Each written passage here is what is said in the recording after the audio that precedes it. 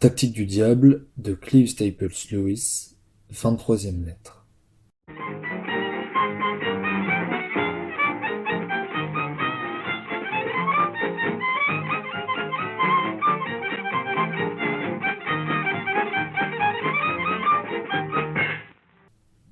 Mon cher Wormwood, par l'intermédiaire de cette fille et de son odieuse famille, ton protégé apprend de jour en jour à connaître davantage de chrétiens, et des chrétiens très cultivés par-dessus le marché. Pendant un bon moment, il ne sera guère possible de le débarrasser de ses préoccupations spirituelles.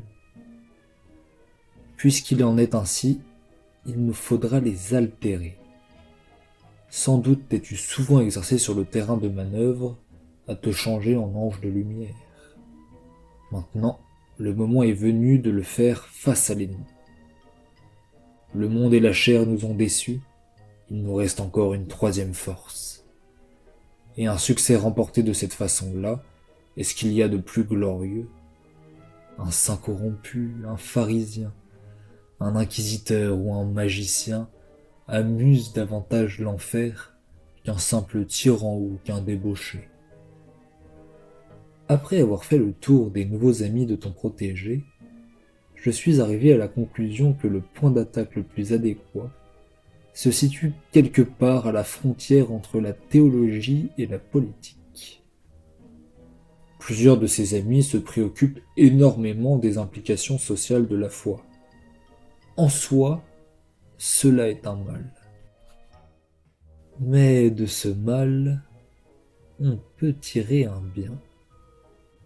Tu verras qu'un certain nombre d'auteurs chrétiens qui s'intéressent à la politique sont d'avis que le christianisme a commencé très tôt à dégénérer en s'écartant de la doctrine de son fondateur.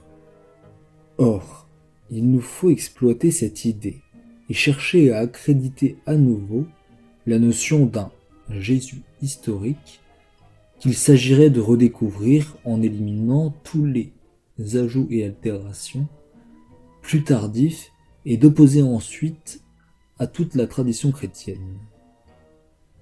Pour la génération précédente, nous avons lancé l'idée d'un Jésus historique du type libéral et humanitaire.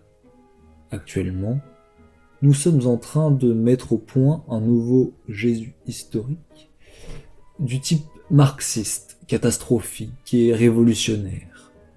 De telles élucubrations, dont nous pensons leur offrir un nouvel échantillon tous les 30 ans environ, offrent de multiples avantages. Tout d'abord, elles font toutes dévier la dévotion des hommes vers un objet qui n'existe pas, car chaque Jésus historique est tout ce qu'il y a de moins historique. Les documents sont là et rien ne pourra les changer. Il faut donc, pour en tirer un nouveau Jésus historique, supprimer tel point, exagérer tel autre et faire le genre d'hypothèse brillante, est l'adjectif que les hommes ont appris à employer pour les qualifier, sur lesquels personne, en temps normal, ne risquerait ses 10 francs, mais qui suffirait pour faire annoncer, dans le catalogue de Noël de tous les éditeurs, toute une série de nouveaux Napoléon, de nouveaux Shakespeare et de nouveaux Swift.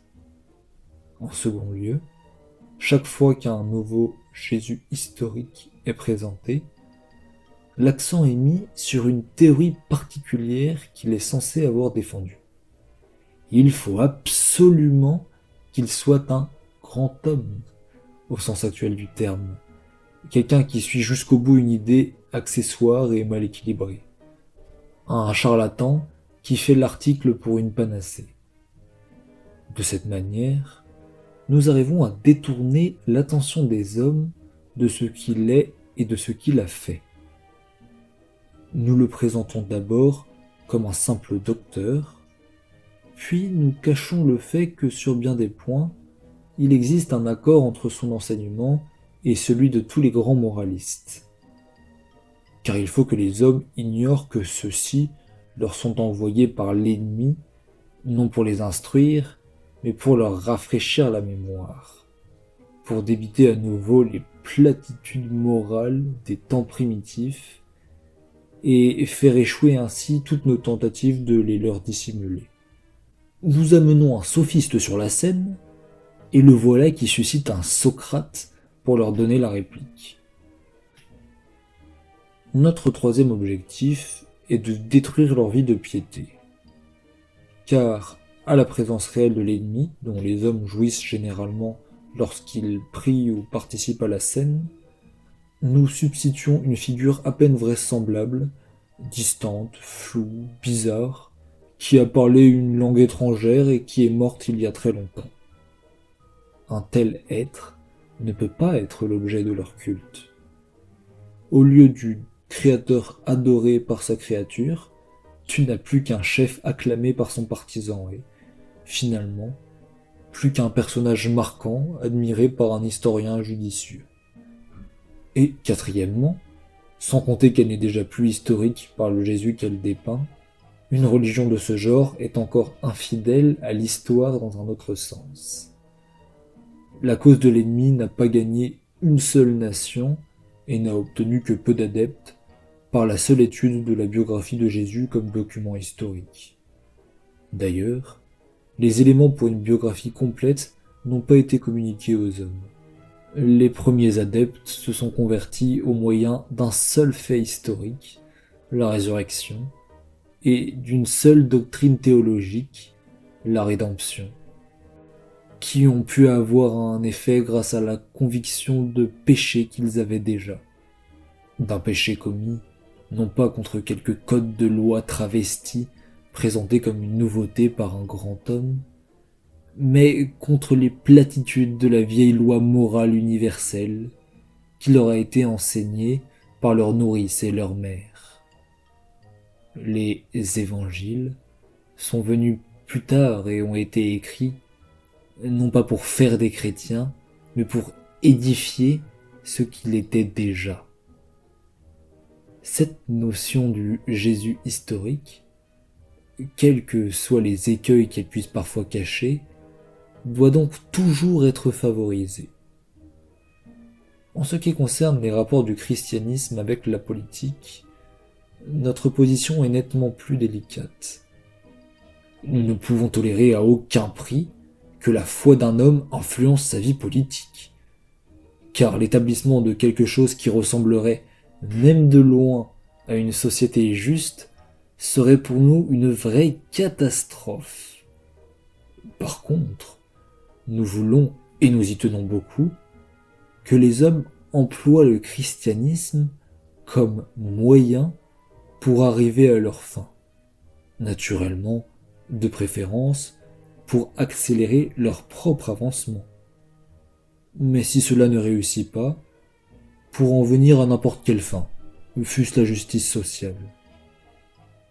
La chose à faire, c'est au début de faire apprécier à un homme la justice sociale parce que l'ennemi l'exige, et ensuite de l'amener au stade où il appréciera le christianisme parce qu'il peut mener à la justice sociale.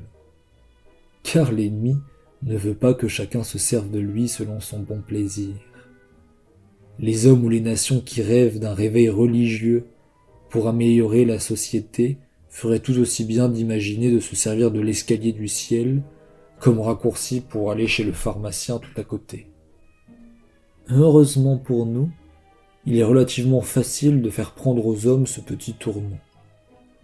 Aujourd'hui même, j'ai trouvé un passage d'un auteur chrétien dans lequel il prône sa propre version du christianisme pour la bonne raison que seule une foi de cette nature peut survivre à la mort des cultures anciennes et à la naissance de nouvelles civilisations. Vois-tu la petite faille ? Crois ceci, non pas parce que c'est vrai, mais pour une raison quelconque. Voilà le jeu. Ton oncle affectionné, Screwtape.